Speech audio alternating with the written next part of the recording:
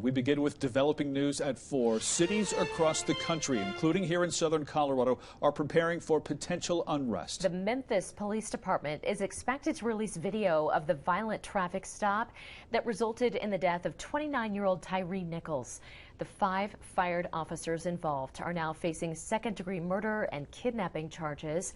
Protests against police brutality are expected, and Tyree Nichols' mother is urging people to demonstrate peacefully. It's going to be horrific, but I want each and every one of you to protest in peace. I don't want us burning up our cities, tearing up the streets, because that's not what my son stood for. That's right. And if you guys are here for me and Tyree, then you will protest peacefully. Yes, ma'am. All right.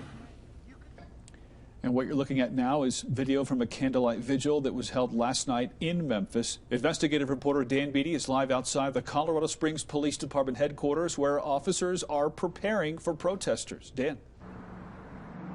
Right. Yeah, Colorado Springs police say they are on standby for potential protests. The department says it can't explain the specifics regarding their tactics.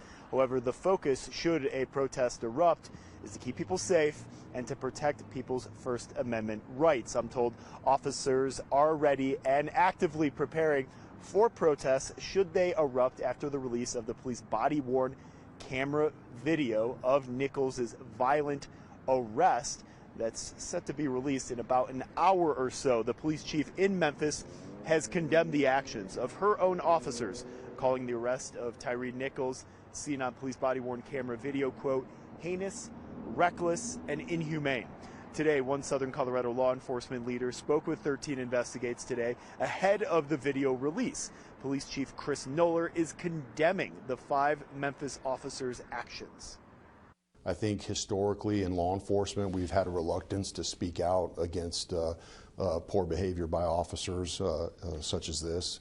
And I think it's important as a leader in law enforcement and the leader of my organization that I let the community know that we're aware of these things. We track these things. We're certainly remorseful and sorry for the family of Tyree Nichols, and we work diligently to try to ensure that those things don't happen here. For demonstrators,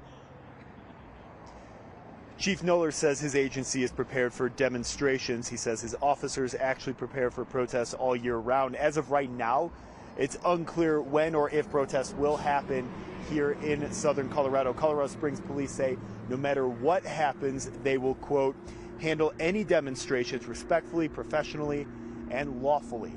Reporting live outside of the Colorado Springs Police Department, Dan Beatty, 13 Investigates. Dan, thank you. And right now, 4 of the former officers allegedly involved in Tyree's death are out on bond, including Justin Smith, Desmond Mills Jr., Emmett Martin, and Tadarius Bean. The 5th officer, Demetrius Haley, remains in jail. Police say Nichols was initially pulled over for allegedly reckless driving, but before he fled on foot and officers found him again. Nichols was hospitalized for 3 days before he died. All 5 officers now facing criminal charges, including second-degree murder and aggravated kidnapping and assault. Today we are enjoying some sunshine and seasonal temperatures once again. Here's a look from our Peak Internet camera up in Woodland Park, pointed back toward Pikes Peak. Boy, mostly blue skies today, a few clouds, but just a fantastic day outdoors. This is your assignment. If you haven't been outside yet today, just open your front door. Please do. Just soak it in. Whatever if you think it's too cold, it's not going to be too cold when we get to Sunday. That's just right. Trust us. Storm Tracker 13 Chief Meteorologist Mary Matthews is in now with our forecast and what's heading our way. I certainly agree. It feels pretty nice out there right now. Woodland Park, we're looking at some blue skies here, and Pikes Peak at the foregrounds. A nice afternoon. We do have winter weather on the way. First, it's going to move across the high country beginning tonight through Saturday evening. This is where winter weather advisories are going out for the central mountains and winter storm warnings for parts of the northern mountains where some foot of snow can be expected around Steamboat Springs by Sunday. So a lot of this moving in tonight, all part of a much larger system. that expands back across the upper Midwest and across the Pacific Northwest. This is going to bring in our next round of Arctic temperatures as we shift into Saturday night and Sunday. So we will start to feel a lot colder here by Sunday along I-25 in the eastern plains. Temperatures at 49 degrees right now in Colorado Springs, a lot colder up towards the high plains of North Dakota. Those west winds coming in actually start to warm us up at the surface. So west winds coming up and over the mountains and then downsloping in the lower terrain areas. That's a heating mechanism. So that's where temperatures are in the 40s to near 50 degrees out there today. But as that front moves in Saturday night into Sunday, it is going to be a lot colder. Temperatures will struggle to make it out of the teens and 20s for highs by the end of the weekend. So enjoy it. 50 degrees right now in Pueblo. If you're venturing out and about this evening, temperatures drop to around freezing at about 9 p.m. And then we're in the 20s after midnight tonight. So expect a chilly start tomorrow morning. 4 below zero still for the San Luis Valley and 19 degrees in Lamar. Looking at 14 degrees in Woodland Park overnight tonight and about 12 degrees in Cripple Creek. So we've enjoyed a mild and sunny afternoon. That cold front officially arrives on Saturday. We'll talk about that and snow chances returning for Sunday as well. That's all coming up in just a few minutes. All right, Mary, thanks. A deadly house fire is under investigation in Pueblo this afternoon. KRDO News Channel 13's Andrea Herrera talked with the owner of the house who told us he tried to save his friend when the flames sparked. Lance Rickard is the owner of the property on Palmer Avenue. He tells me he's devastated about the death of his friend who was living in the guest house on his property. I was just hoping she wasn't in there, but she was. Toys turned into ash, kitchen supplies melted, and the upstairs caved in. That's what's left in the backyard of Lance Rickard's property after a house fire broke on Friday morning. Around 2:30 a.m., Rickard says he smelled an odor when he got home from work. I smelled what smelled like a fire that had been put out, that stinky smell. And I thought, what the heck's that smell?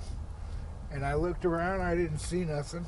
So Rickard went to bed, but around 5 in the morning, the odor was much stronger. I woke up and I smelled that smell some more, a little stronger. That's when he stepped outside onto his balcony and saw flames coming out of the guest house.